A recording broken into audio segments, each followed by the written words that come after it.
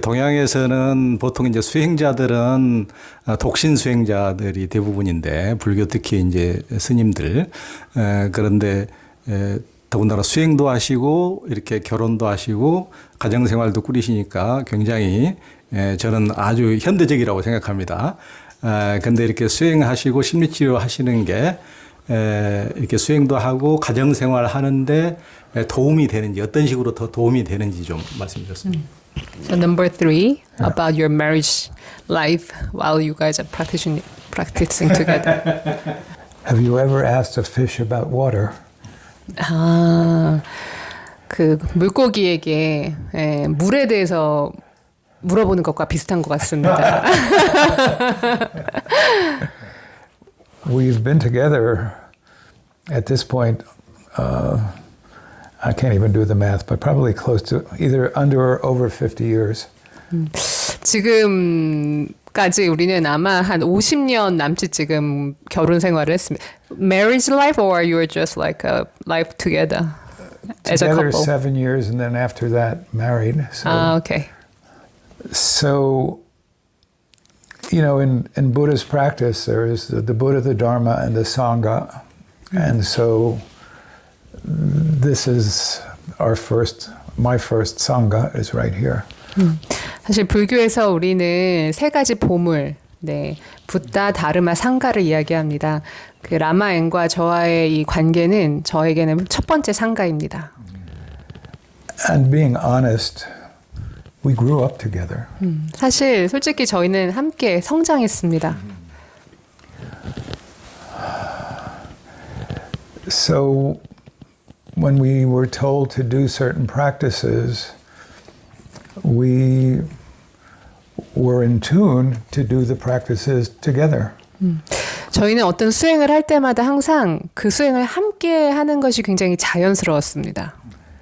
And it's a little bit strange because for us, we just did them, and then later when we've taught and we've seen Buddhist teachers, traditional Buddhist teachers, teach certain practices, people can't do them. Cannot. 좀 약간 저희는 놀랐던 게 다른 이제 불교의 선생님들을 보니까 그거를 수행을 가르치는데 못하는 사람들도 있더라고요. Somehow we both had the Buddhist understanding, karma background to do it, and our doing it together was like water to a fish. It was just so supportive, but in a way unremarkable to us. 네, 참 신기하게도 저희가 이렇게 같이 수행하게 된 건 어떻게 생각하면 불교의 카르마가 작용한 것 같고요. 근데 정말 물고기가 물을 만나듯 저희한테는 그게 지금까지 너무 자연스럽고 사실 굉장히 특별한 경험이기도 했습니다. And so in terms of practice and meditation,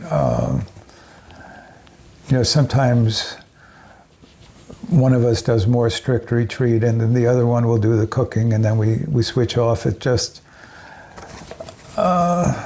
it's beautiful, it's unremarkable, but it's also amazingly rare.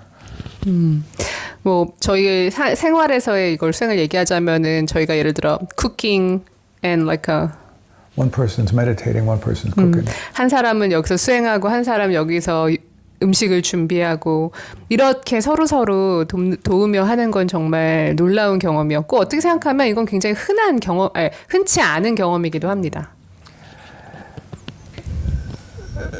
So you ask, how does this help? So that's how it helps with respect to Buddhist practice. With respect to psychotherapy, we are human.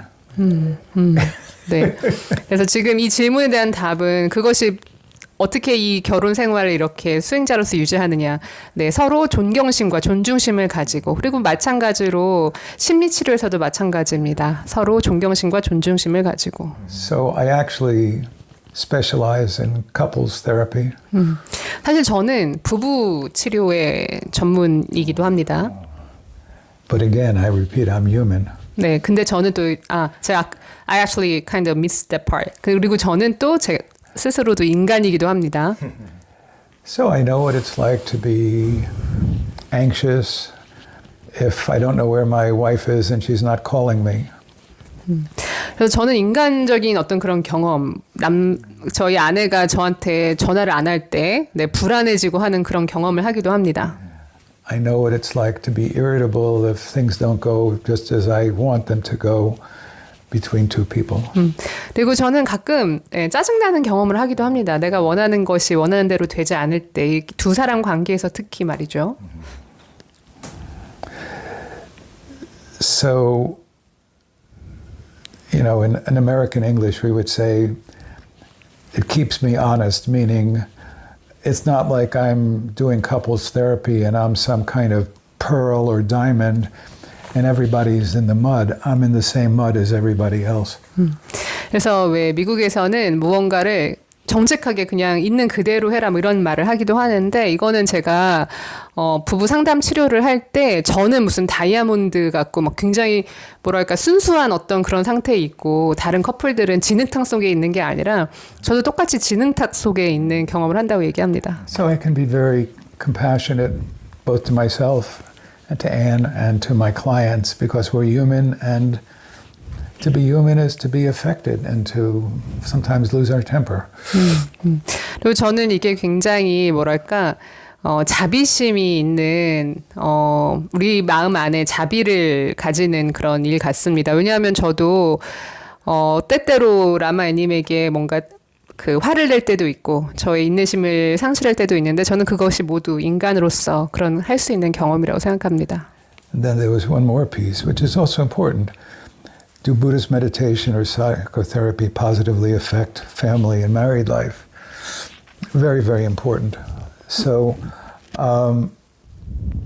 there's a lot of interesting research recently. Horton Lama Harvey, you actually jump to the next question or you're still... No, I'm still... No, oh, okay, sorry. Yeah. Okay. Again, in brief, there's been a lot of, we're going to get to that a little bit further down, but a lot of research in what's called attachment, which I'll have something to say when we get to that, but on healthy attachment in the human family.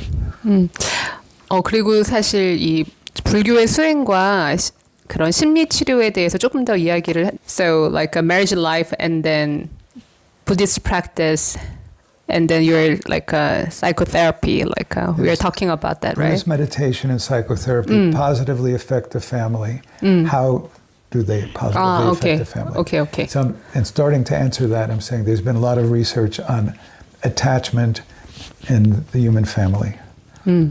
어떻게 불교 수행과 이 심리 치료가 어떻게 우리의 생활에 긍정적 영향을 끼칠 수 있는가 그걸 다시 얘기를 해보면 그 사실은 우리가 무언가에 그 집착이나 애착을 하고 있는 경우가 많습니다. So one of the core ideas that have emerged, and the researchers on this are Peter Fonagy and John Allen, is that with secure attachment, the human is able to develop reflection about themselves and other people, so that I can reflect that I'm having a certain kind of emotion, and I can understand that you're having a certain kind of emotion. I can understand that those emotions can be different, and this is all based in kind of a reflective capacity. Can you refer the name of the psychiatrist you mentioned? Peter Fonagy and John Allen.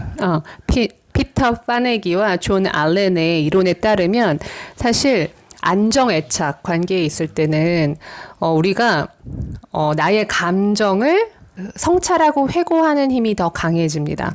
사실 사람들과의 관계에 있어서 우리는 다른 사람의 감정과 나의 감정이 다를 수 있다는 걸 구별하고 내 감정을 명확하게 알아차리는 게 중요한데요. 이게 안정애착 관계에서는 좀 더 가능해집니다. So what's the classic non-ability to reflect? Two partners are in a disagreement, and let's say the husband doesn't like what the wife says, and it's just like no reflection, just reactivity. 우리가 흔히 하는 거는 남녀 그 부부 관계에서 보면은 남편이 아내가 하는 말이 듣기 싫다거나 혹은 반대일 때 우리는 다른 사람의 말을 그냥 무시하거나 이렇게 그냥 듣지 않습니다. 이거는 그 사람의 다른 사람의 말을 성찰하거나 하는 게 아니라 그냥 바로 반응하는 겁니다. So it turns out that reflection capacity occurs due to secure attachment, healthy parenting. 그 안정 애착은 사실은 그 부모와의 건강한 그 부모의 양육 태도에서 옵니다. And 그리고 both mindfulness practice and psychotherapy are conducive to enhancing reflective capacity of individuals. 그리고 그 우리가 흔히 하는 마음 챙김 수행과 지금 하는 상담 치료는 모두 여러분들이 그런 다른 사람들의 말이나 나의 감정을 성찰하는 능력 자체를 용량을 늘리는 데 도움이 됩니다. And so being in psychotherapy or being able to be a meditator, when I, as I do, let's say, get low blood sugar at about 6 o'clock in the evening. 그래서 심리 치료를 하는 거나 명상 수행하는 것은 이런 것과 비슷합니다. 예를 들어 제가 저녁 6시에 약간 혈당이 떨어졌다. 이러면 I can say, I'm getting grumpy. I have low blood sugar. I don't think we should discuss this any further. 저는 아마 이렇게 얘기할 겁니다. 아, 난 지금 약간 기분이 안 좋아. 그러니까 지금 내가 이거를 할 만한 여유가 없어. 이거 나중에 얘기하자. On a bad day, I might just say, I think you've got that wrong. 만약에 제가 이걸 모른다면 저는 아마 다 틀렸어. 이건 다 잘못이야. 이렇게 얘기할 수도 할 수도 Well, I'm 있어요. more just reactive, but when things are going well, my involvement with therapy and meditation allow that reflective capacity to be present. 만약에 명상과 심리 치료가 내가 지금 이 순간에 현존하도록 날 돕는다면 나는 거기서 그렇게 반응하는 것보다 지금 이 순간 나의 용량을 그런 성찰하는 용량을 좀 더 잘 알 수 있게 할 겁니다. It's enormously significant. 이건 굉장히 중요한 일입니다. To be able to, I mean, cognitively, this sounds a little bit simple, but actually for two people to recognize that they are two and not one, meditation and psychotherapy is very, very helpful for that. 사실 듣기에는 그냥 간단한 얘기처럼 들릴 수 있지만 우리가 두 사람이 한 사람이 아니라는 것. 그러니까 상대방도 다른 사람도 욕구를 가지고 있는 한 사람의 인간이라는 것을 내가 알아차리는 것. 그것이 굉장히 도움이 됩니다. I mean, one of the classic issues I deal with as a couples therapist is that my husband should have known that I want flowers for my birthday. We call it mind reading. But husband is different, the wife is different, and he doesn't know. 좀 약간 전형적인 얘기지만 어떤 아내분이 와서 남편이 내가 꽃을 원한다는 걸 좀 알았으면 좋겠어요. 이거는 사실은 마음을 읽어달라는 것과 같습니다. 하지만 남편은 다른 마음을 갖고 있어요. 그래서 그걸 모릅니다. Both meditation and therapy are helpful for that. 그래서 명상과 심리 치료는 그런 것들을 도와줍니다.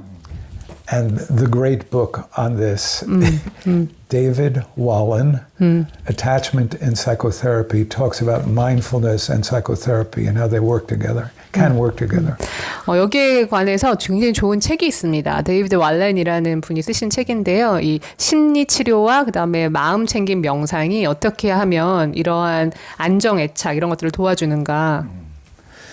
Yeah, okay. 네, 여기까지입니다.